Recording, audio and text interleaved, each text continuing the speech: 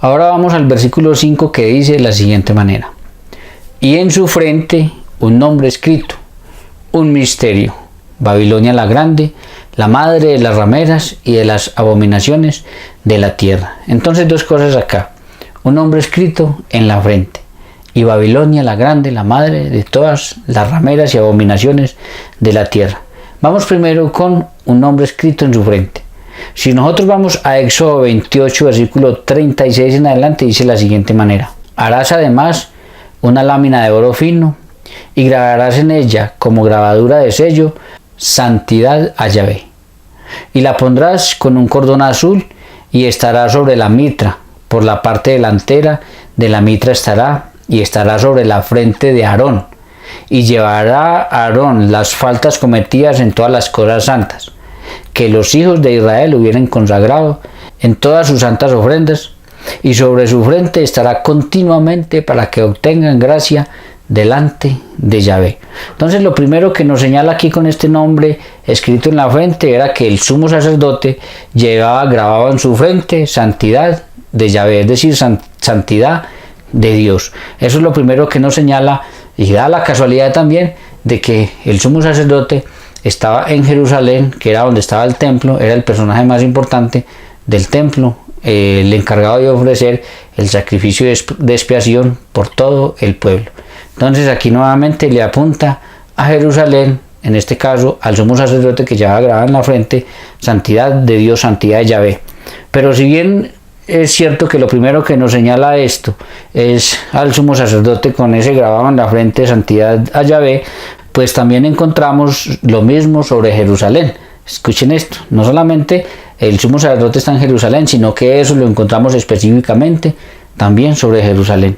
Si ustedes van a Jeremías capítulo 3, versículo 1, dice de la siguiente manera: acuérdense que Jeremías ya nos dijo claramente que está hablando sobre Jerusalén.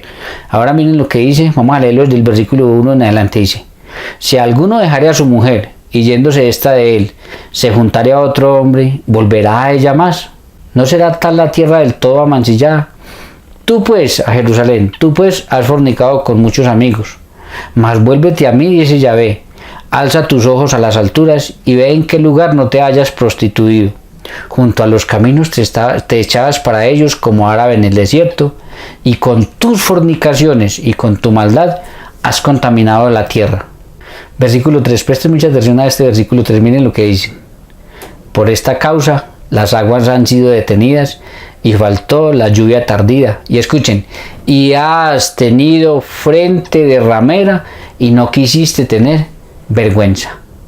Entonces lo primero que nos señala este versículo 5 con un nombre escrito en la frente es no solamente al sumo sacerdote que estaba precisamente en Jerusalén en el templo, sino a la misma Jerusalén, que para esta época del profeta Jeremías era tanta su fornicación, era tanta su idolatría, que cuando el Señor la miraba la veía con una frente de ramera impresionante. Entonces vemos como nuevamente le sigue apuntando a Jerusalén, sigue señalando a Jerusalén como la ramera. Y lo otro que mencionaba este versículo 5 es Babilonia la grande, la madre de todas las rameras. Si vamos al profeta Ezequiel, capítulo 16, versículo 1 y siguientes, dice: vino a mí palabra de Yahvé diciendo: hijo de hombre, notifica a Jerusalén de sus abominaciones. Pero si adelantamos al versículo 15, que está hablando, vuelvo y repito, de Jerusalén, ahí está claro.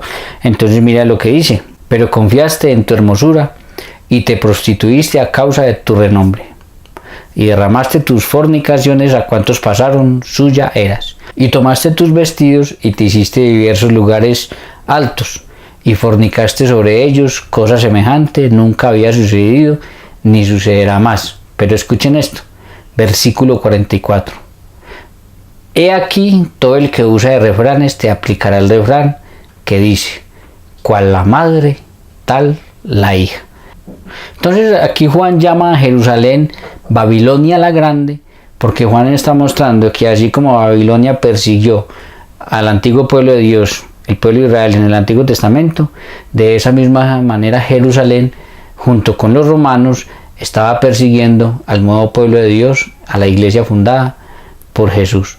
Y madre de todas las rameras, porque Jerusalén era la capital, donde estaba el templo, donde estaba el sumo sacerdote, donde estaba la cortina del templo y donde se celebraba el único y verdadero culto de Dios en el Antiguo Testamento, y se había convertido, al matar al Mesías y al perseguir a los cristianos, en madre de todas las rameras, peor que Babilonia, que había perseguido al pueblo de Dios en el Antiguo Testamento. Entonces, mis queridos hermanos, aquí lo que Juan quiere mostrar y lo que Juan quiere que entiendan sus lectores es por qué Jerusalén, junto con los romanos, se han convertido en los más grandes perseguidores de la iglesia naciente fundada por Jesús y los más grandes asesinos de los mártires de Jesús. Que así como en el Antiguo Testamento Babilonia persiguió al pueblo de Dios, así en el Nuevo Testamento Jerusalén, aliada con los romanos, está persiguiendo a la iglesia naciente fundada por Jesús. Y esa es la razón por la que el versículo 6, Apocalipsis 17:6 dice lo siguiente: vi a la mujer, es decir, a la ramera, ebria de la sangre de los santos y de la sangre de los mártires de Jesús. Y cuando la vi, quedé asombrado con gran asombro. Entonces tengamos en cuenta aquí algo. Hay algunas versiones bíblicas, algunas puede ser que ustedes se encuentren con una versión de esas que dice que la mujer estaba ebria con la sangre de los profetas, ¿sí? Aquí dice que estaba ebria con la sangre de los santos, pero hay una que dice que estaba ebria con la sangre de los profetas y de los mártires de Jesús. Entonces, eso para que lo tengan en cuenta. Ahora miremos quién fue la que persiguió y mató a los profetas. Miremos a ver quién fue la que mató y persiguió a los profetas en el Antiguo Testamento. Eso lo dice el Evangelio de San Mateo, capítulo 23, versículo 37 en adelante. Escuchen esto. Jerusalén, Jerusalén, que matas a los profetas y apedreas a los que te son enviados. ¿Cuántas veces quise juntar a tus hijos como la gallina junta a los polluelos debajo de las alas, y no quisiste? Si vamos también al libro de los Hechos de los Apóstoles, capítulo 7, versículo 51 adelante, dice así: duros de cerviz e incircuncisos de corazón y de oídos, vosotros resistís al Espíritu Santo como vuestros padres, así también vosotros. ¿A cuál de los profetas no persiguieron vuestros padres y mataron a los que anunciaron de antemano la venida del justo, es decir, de Jesús, de quien vosotros ahora habéis sido entregadores y matadores? Entonces vemos como claramente está señalando nuevamente a Jerusalén como la que mató y persiguió a los profetas del Antiguo Testamento. Y esas palabras las dijo el mismo Jesús.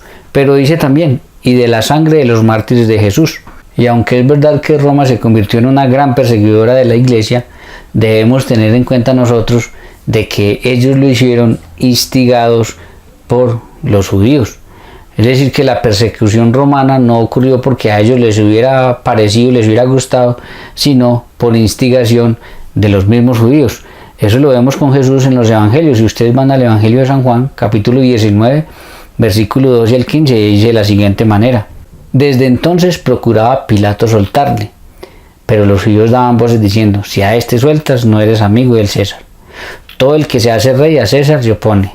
Entonces Pilato, oyendo esto, llevó afuera a Jesús y se sentó en el tribunal en el lugar llamado el Enlosado, y en hebreo Gábata. Era la preparación de la Pascua, y como la hora es esta, entonces dijo a los judíos: he aquí vuestro rey. Pero ellos gritaron: fuera, fuera, crucifícale. Pilato les dijo: a vuestro rey he de crucificar. Respondieron los principales sacerdotes: no tenemos más rey que el César. Entonces vemos como aquí Pilatos, que era representante del imperio romano pagano, quería soltar a Jesús. Pero vemos como los judíos empezaron a gritar: a crucifícalo, crucifícalo, y se terminó haciendo de esa manera. Entonces, de esa misma forma como ellos instigaron a los romanos para que crucificaran a Jesús, de esa misma manera ellos seguían instigando a los romanos para que persiguieran al nuevo pueblo de Dios naciente, a la iglesia fundada por Jesús. Entonces, por eso dice que esa mujer estaba también ebria de la sangre, no solamente de los profetas del Antiguo Testamento, sino de los mártires de Jesús, porque precisamente Jerusalén, es decir, el pueblo de Israel, el pueblo judío, fueron los causantes de toda esa persecución que estaba teniendo la iglesia naciente fundada por Jesús. Ahora vamos al versículo 7, que dice de la siguiente manera: y el ángel me dijo: ¿por qué te asombras? Yo te diré el misterio de la mujer y de la bestia que la trae, la cual tiene 7 cabezas y los 10 cuernos. Entonces aquí lo que está haciendo el ángel es preparando a Juan para explicarle el versículo 3, donde dijo claramente que la mujer ramera está sentada sobre una bestia que se tenía 7 cabezas y 10 cuernos. Entonces aquí el ángel está preparando a Juan para explicarle en cuáles son esas 7 cabezas que tiene la bestia, que lo habíamos dejado pendiente en el versículo 3 y que dijimos que más adelante el ángel nos iba a explicar eso de las 7 cabezas y los 10 cuernos. Pues aquí el ángel está preparando a Juan para que él entienda qué significan esas 7 cabezas. Entonces seguimos versículo 8, que dice de la siguiente manera: la bestia que has visto, ojo, escuchen esto, ténganlo presente porque es importante, la bestia, no la ramera, sino la bestia que has visto, porque es diferente la bestia de la ramera. Entonces aquí dice claramente, empieza diciendo el versículo 8, la bestia que has visto. ¿Cuál bestia? La bestia que llevaba encima a la ramera. Entonces repito y sigo: la bestia que has visto era y no es, y está para subir del abismo e ir a perdición. Y los moradores de la tierra, aquellos cuyos nombres no están inscritos desde la fundación del mundo en el libro de la vida, se asombrarán viendo la bestia que era y no es y será. Ojo el versículo 9, porque este versículo 9 confunde a muchas personas y vamos a tratar de explicarlo con la mayor claridad. Escuchen, versículo 9. Esto para la mente que tenga sabiduría. Las 7 cabezas son 7 montes sobre los cuales se sienta la mujer. Y son 7 reyes, 5 de ellos han caído, uno es y el otro aún no ha venido. Y cuando venga es necesario que dure breve tiempo. Entonces, mis queridos hermanos, en este versículo 9 tenemos que detenernos con calma, mirarlos tranquilos, porque para poderlo entender bien, porque he visto a muchas personas, he escuchado a muchas personas decir que la ramera no es Jerusalén, sino que la ramera es Roma, porque Roma está sentada sobre 7 colinas. Entonces, sobre esto hay varias cosas por las que yo no estoy de acuerdo. Se las voy a explicar por qué. Miren, lo primero que nosotros tenemos que saber es que no solamente Roma está sentada sobre 7 colinas, sino que también Jerusalén está asentada sobre 7 colinas. ¿Cuáles son? Miren, las 7 colinas sobre las que está asentada Jerusalén son Goad, Garet, Acra, Besatat, Sión, Opel y Moria. Entonces, como dato interesante, no solamente Roma está sobre 7 colinas, sino que también Jerusalén está sobre 7 colinas. Pero lo segundo, y espero que presten atención a esto porque es importante, lo segundo es que el versículo 9 no está hablando de la mujer ramera, no, está hablando de la bestia que lleva encima a la ramera. Entonces está hablando de la bestia que trae encima a la ramera. Y la ramera y la bestia no son la misma cosa. Una cosa es la bestia y otra cosa es la ramera. Aunque sí es cierto que los dos trabajaron unidos para matar al Mesías y los dos trabajan unidos para perseguir a la iglesia fundada por Jesús. Eso sí es cierto, pero la ramera y la bestia son diferentes. Y aquí no está hablando de la ramera, sino que está hablando de la bestia. Por eso, si nosotros queremos entender y tener mucha más claridad de que en el versículo 9 está hablando es de la bestia, no de la ramera, tenemos que devolvernos nuevamente al versículo 3, que aquí se los pongo y miren lo que dice el versículo 3, dice: y me llevó el espíritu al desierto y vi a una mujer sentada sobre una bestia escarlata, llena de nombres de blasfemia, que tenía 7 cabezas y 10 cuernos. Entonces, si ustedes se acuerdan, mis queridos hermanos, cuando estudiamos el versículo 3, que venimos estudiando todo esto desde el versículo 1, cuando estudiamos el versículo 3, vimos que la ramera, ya identificada por el ángel como Jerusalén, estaba montada sobre una bestia. Y dijimos que la bestia era la Roma pagana imperial de los Césares. Y hablamos en ese momento que lo que Juan estaba mostrando aquí era la íntima unión que había entre la mujer ramera Jerusalén y la bestia, el imperio pagano romano de los Césares. Entonces, que la imagen que estábamos viendo en el versículo 3 era que Juan estaba mostrando la íntima unión que había entre ellos, unión que tuvieron no solamente para matar al Mesías, sino que siguieron teniendo para perseguir a la iglesia fundada por Jesús.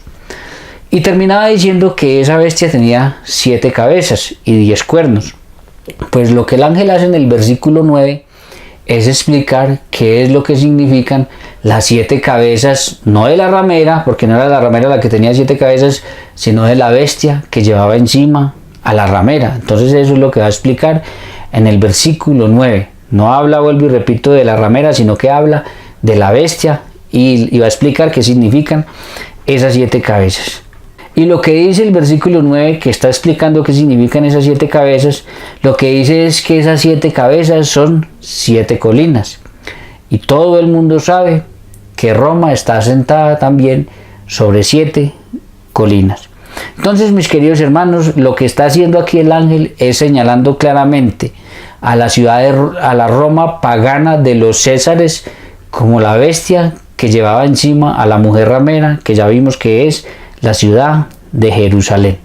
Entonces aquí lo que el ángel está haciendo es señalando claramente a la Roma imperial pagana de los Césares como la bestia de Apocalipsis 17 que trae encima a la mujer ramera, es decir, a Jerusalén.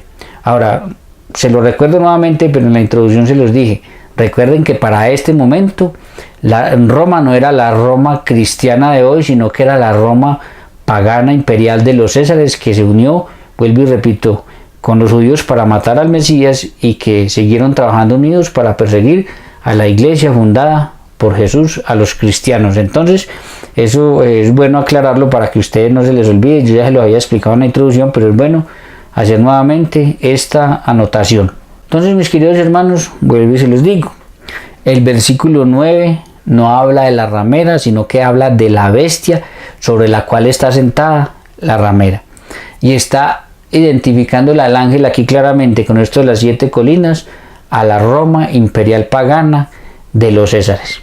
Pero por otro lado también hay un detalle interesante, y es que resulta de que, como ya les dije, la ramera Jerusalén también está sentada sobre 7 colinas. Entonces el mensaje aquí del ángel es claro. Sigue mostrando la íntima unión que hay entre la ramera, es decir, Jerusalén, y la bestia, es decir, la Roma pagana imperial de los Césares. Con la coincidencia además, como lo acabamos de ver, de que tanto Jerusalén, la ramera, está sobre 7 colinas, como la bestia, la Roma imperial pagana de los Césares, está también sobre 7 colinas. Entonces, lo que el ángel está haciendo, vuelvo y repito, en el versículo 9, es explicar claramente quién es la bestia que trae encima a la mujer ramera. Y sigue mostrando Juan la íntima unión que existe entre Jerusalén y la Roma, la Jerusalén de la época de Jesús, la Jerusalén apóstata, y la Roma imperial pagana de los Césares, que no me cansaré de decirlo, se unieron para matar al Mesías y siguieron unidos para perseguir a la iglesia fundada por Jesús. Pero también hay otro detalle bien interesante que no podemos pasar de vista, y es que dice también que las 7 cabezas son 7 reyes, y dice así, que 5 han caído, uno es y el otro todavía no ha venido, y cuando venga debe permanecer poco tiempo. Y esta indicación también corresponde a la línea de los Césares romanos. Miren por qué, miren, dicen, 5 han caído, los primeros 5 fueron Julio, Augusto, Tiberio, Calígula y Claudio. El sexto era Nerón, que era el que estaba en el trono cuando Juan escribía el Apocalipsis. Y el otro dice que todavía no ha venido y cuando venga debe permanecer poco tiempo. Y el que siguió después de Nerón fue Galba, y fue el 7º César, y cuenta la historia que reinó menos de 7 meses. Y por eso decía el pasaje claramente que ese no había venido, pero que cuando viniera debería durar poco tiempo. Entonces, mis queridos hermanos, con estas dos imágenes que da sobre las 7 cabezas, primero que son 7 colinas, y segundo que son 7 reyes, señalando claramente a la línea de los Césares romanos, el ángel sigue señalando claramente a la ciudad de Roma, y repito, la Roma pagana imperial de los Césares, que se unió que instigada por los judíos, asesinó a nuestro Señor Jesucristo el Mesías, y siguieron trabajando unidos para perseguir a la iglesia fundada por Jesús, como la bestia de Apocalipsis 17. vuelvo y repito, que sigue unida en íntima unión con la ramera, es decir, con la Jerusalén apóstata, que prefirió matar al Mesías, al esposo prometido, al Rey de Reyes y Señor de Señores, y decir que no tenían más rey que el César. Se quedaron con el rey César y expresaron al Rey de Reyes, Señor de Señores. Se unieron con los romanos para asesinar al Mesías y siguieron unidos para perseguir a la iglesia fundada por Jesús. Y habla también ahí en esa misma parte de los que están inscritos en el libro de la vida. El capítulo 13 del Apocalipsis nos dice que adoraron a la bestia los que no estaban inscritos en el libro de la vida del Cordero, es decir, de Jesús. Por eso aquí también en el capítulo 17, versículo 8, los vuelve a mostrar, pues los vuelve a mostrar extrañados de darse cuenta quién es esa bestia. Y de esa misma manera que estas personas, cuando se dan cuenta quién era en realidad la ramera y quién era en realidad la bestia, y se asombraron, de esa misma manera se van a asombrar a todos aquellos que señalan a la Iglesia Católica como la gran ramera cuando lleguen ante la presencia de Dios y se den cuenta que estaban completamente equivocados. Y se den cuenta quién eran, descubran por fin quién era en realidad esa gran ramera, esa bestia, y se tengan que dar cuenta que juzgaron mal a una iglesia que además en ningún momento en todo lo que vamos a ver aquí dice el Apocalipsis, por ningún lado dice que la ramera fuera una iglesia, ¿sí? Dice que va a decir un montón de cosas, pero en ningún momento dice, ahorita se van a dar cuenta que no dice que la ramera sea una iglesia, pero ellos aún así, a pesar de que no lo dice así, pues ellos señalan claramente a la Iglesia Católica como la gran ramera.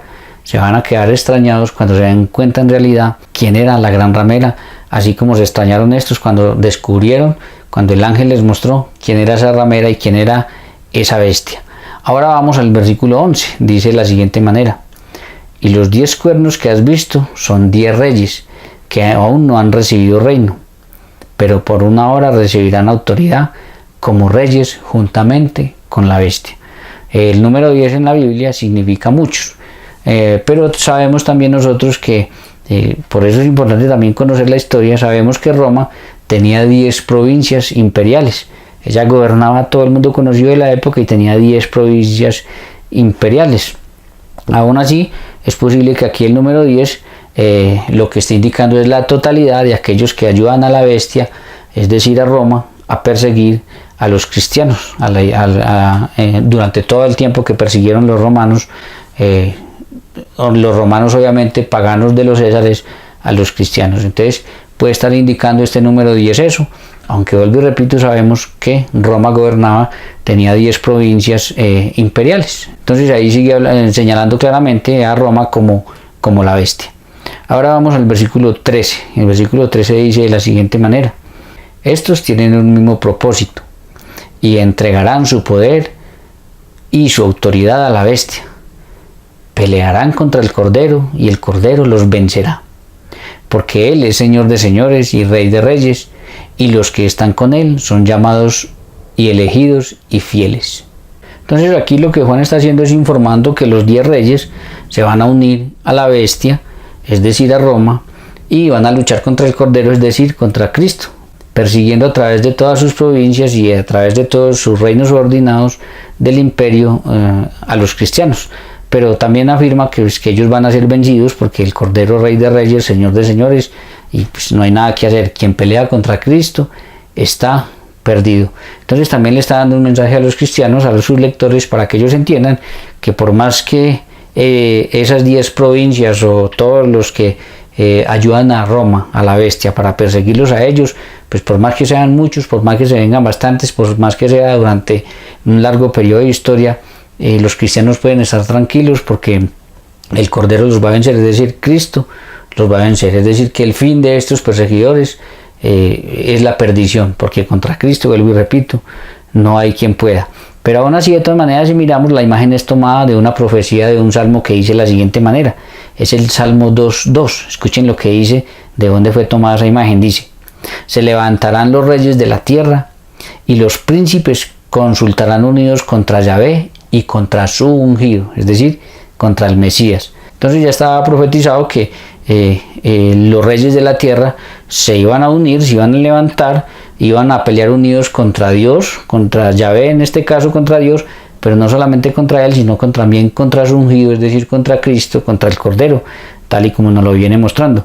Pero en la iglesia primitiva también se leía este salmo, y después de que se leía este mismo salmo, ellos le aumentaban algo. Miremos dónde está. Eso está en Hechos de los Apóstoles, capítulo 4, versículo 25 al 27. Miren lo que dice: que por boca de David tu siervo dijiste, ¿por qué se amontonan las gentes y los pueblos piensan cosas vanas? Se reunieron los reyes de la tierra y los principales se juntaron en uno contra el Señor y contra su Cristo. Ahora miren lo que le agregaban los cristianos y lo leían ellos también, porque ya estamos hablando de los cristianos de Hechos de los Apóstoles. Miren lo que ellos leían eso mismo, pero miren cómo terminaban diciendo: porque verdaderamente se unieron en esta ciudad contra tu santo Hijo Jesús, a quien ungiste, Herodes y Poncio Pilato, con los gentiles y el pueblo de Israel. Entonces miren, lo que nos muestra aquí este versículo 13 y 14 es una profecía tomada del Salmo 2.2, que decía que se iban a unir los reyes de la tierra contra Dios, contra Yahvé y contra su ungido, es decir, contra el Mesías, contra el Hijo, contra el Cordero. Los primeros cristianos leían este mismo salmo, pero le agregaban lo que para ellos era algo que ya se había cumplido en Jerusalén. Por eso dice el versículo 27, vuelvo y repito, Hechos 4:27, después de que leían el salmo decían: porque verdaderamente se unieron en esta ciudad contra tu santo Hijo Jesús, a quien ungiste, Herodes, Poncio Pilato, con los gentiles y el pueblo de Israel. Entonces los primeros cristianos estaban convencidos de que eso que nos dice los versículos 13 y 14, que era una profecía tomada del Salmo 2, ya se había cumplido perfectamente, y había sido la unión que había entre el imperio pagano romano de los Césares, el pueblo de Israel y los gentiles representados en esas 10 provincias por medio de las cuales gobernaba la Roma imperial de los Césares. Todos ellos se unieron no solamente contra Jesús, sino que también contra los primeros cristianos. Entonces lo que Juan quiere que ellos entiendan y que ellos se den cuenta es por qué los romanos, los judíos, el pueblo de Israel y los gentiles sumados en estas 10 provincias pues son sus más grandes perseguidores. Él quiere que ellos se den cuenta y entiendan que esos son muy grandes perseguidores, y entiendan también por qué los están persiguiendo. Es una profecía que ya se había dicho desde el Salmo y que ya se estaba cumpliendo. Se cumplió con Jesús y se estaba cumpliendo también con ellos. También Jesús había dicho antes de su muerte en Lucas 23:12, dice: y se hicieron amigos Pilato y Herodes aquel día, porque antes estaban enemistados entre sí. Entonces Juan quiere también que ellos entiendan que a pesar de esta gran persecución que está pasando la iglesia, Juan les asegura que no podrán contra el Cordero ni contra sus elegidos, es decir, la iglesia que Jesús ha fundado. Entonces les garantiza que la victoria está garantizada, que ellos no tienen por qué tener miedo, que sí tienen que afrontar esa situación de persecución que están viviendo, que sí está pasando, no la están negando, pero que eso definitivamente algún día la victoria para ellos está garantizada, porque pues obviamente que así como se fueron contra Cristo, eso no terminó cuando murió Cristo. Ellos continuaron persiguiendo al mismo Cristo, pero ya por medio de la iglesia. Más o menos lo que le dice Jesús a Pablo cuando tiene el encuentro con él: Saulo, Saulo, ¿por qué me persigues? Entonces, claro, ellos ya van persiguiendo a la iglesia, pero cuando Jesús se encuentra con él, se identifica con esa iglesia y le dice: ¿por qué me estás persiguiendo? Cuando él perseguía a la iglesia. De esa misma manera, Juan quiere que ellos se den cuenta de que esa persecución con la muerte de Cristo no terminó, que esa persecución a Dios y a su ungido y a sus elegidos continúa después de la muerte de Cristo Jesús, pero ya en la iglesia. Eso lo entendían claramente sus lectores y por eso Juan les escribe con tranquilidad, porque ellos conocían muy bien el Antiguo Testamento y iban a entender lo que Juan está diciendo aquí.